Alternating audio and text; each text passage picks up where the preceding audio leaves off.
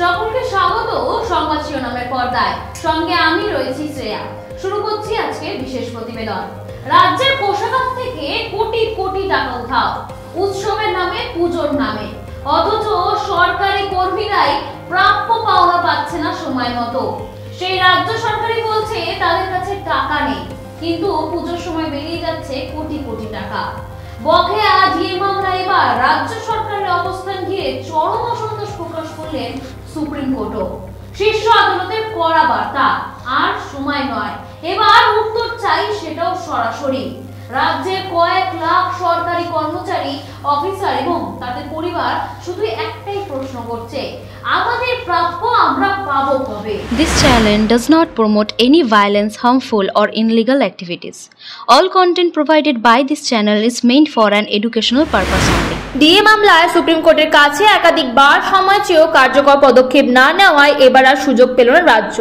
সোমবার বিচারপতি সঞ্জয় করল বিচারপতি পি.কে. মিশ্রের ডিভিশন বেঞ্চে মামলা শুনানি হয়। আদালতের স্পষ্ট প্রশ্ন, 27 জুনের মধ্যে ডিএ 25% বকেয়া মেটানোর নির্দেশ ছিল, তা মানা হয়নি কেন?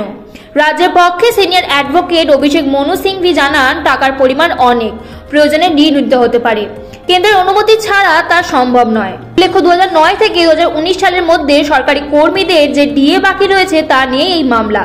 16 মে সুপ্রিম কোর্ট রাজ্য সরকারকে নির্দেশ দেয়, বকেয়ার অন্তত 25% পরিশোধ করতে হবে 6 সপ্তাহের মধ্যে। কিন্তু রাজ্য 27 জুনের শেষ তারিখের মধ্যেও তা না মিটিয়ে বরং 6 মাস সময় চায়। তাতে চটে যায় শীর্ষ আদালত। তাই আগামীকালের শুনানিতেই স্থির হতে পারে ডিএ বকেয়া মামলায় রাজ্যের ভবিষ্যৎ। একদিকে আদালতের ভাষ্যরত, পাশাপাশি জনমত রাজ্যের বিরুদ্ধে রুখে দাঁড়াচ্ছে। এই যে আদালত বলছে যে আগামীকাল থেকে শুনানি এবং প্রায় প্রত্যেক দিন হতে পারে, পূর্ণাঙ্গ শুনানির কথা বলা হচ্ছে, কি বলবে? পূর্ণাঙ্গ শুনানি বলতে আমরা তো আশা করেছিলাম আজকেই কেসটা কিছু একটা শুনানি হবে বা মাননীয় বিচারপতি কিছু একটা রায় হয়তো দেবেন, কিন্তু এটা এতটা লেট, অলরেডি অনেকটা লেট হয়ে গেছে। আরও লেট হলে আমরা যারা রয়েছি বা বিশেষ করে যারা পেনশন হোল্ডার রয়েছেন তাদের জন্য তো খুবই অসুবিধা হয়ে যাচ্ছে না? এই ডিএটা তো ভীষণই আমাদের জন্য প্রয়োজন। কি বলবে? আমরা একটা জিনিস জানাতে চাই আমাদের এই বর্তমান রুলিং সরকারকে, যে আপনারা কেন সরকারি কর্মচারী, তাদের যে পেনশনার রয়েছে তাদেরকে দুরানির সন্তানের মতো কেন ট্রিট করছেন? আপনার যে আজকে আপনি যেভাবে শাসন করছেন, সেই শাসনের পুরোধাতেই রয়েছে কিন্তু এই সরকারি কর্মচারীরা। এবং আমাদের যখন এআইসিপিআইএন বাড়ে, তার সঙ্গে সঙ্গে সেটাকে কম্পেনসেট করতে হয়। ওটারই নাম দিয়েছে ডিএ এবং পেনশনারদের জন্য ডিআর। তো সেই জায়গাটাতে আপনার দেওয়ার এত আপত্তিটা কোথায় আছে? আপনি বলছেন টাকা নেই, 50% দিলে কোমর ভেঙে যাবে, আবার আপনি গিয়ে ডেটকে এক্সটেন্ড করতে চাইছেন। কি আশ্চর্য কাণ্ড! আপনি শুনে নিন, আমরা কোর্টের রায়কে স্বাগত জানাচ্ছি যে তারা বলেছে জোর করে যে আমরা পূর্ণাঙ্গ হিয়ারিং করতে চাইছি, তার মানে এর একটা এন্ড আমরা পাবোই। তো সেই জায়গাটা থেকে এন্ড পাবেন মনে হচ্ছে অনিরুদ্ধ বাবু? হ্যাঁ, এন্ড তো পাওয়ার, কোর্ট যখন বলেছেন কোর্টের কথায় তো ভরসা রাখতেই হবে।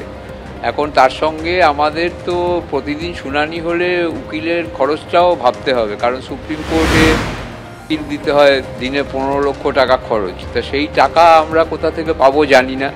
কর্মচারীরা আমাদের সাহায্য করছেন টাকা দিয়ে, কিন্তু প্রতিদিন শুনানি হলে সেটা কতটা সামাল দিতে পারবো বলতে পারবো। অর্থের অজুহাতে দিনের পর দিন, বছরের পর বছর ঘুরে যাচ্ছে, কেটে যাচ্ছে, কিন্তু হাজার হাজার কর্মী এবং তাদের পরিবার আজও চেয়ে রয়েছে সুপ্রিম কোর্টের দিকে, এই আশায় যে বিচার অন্তত ঠিকঠাক পাবে তারা।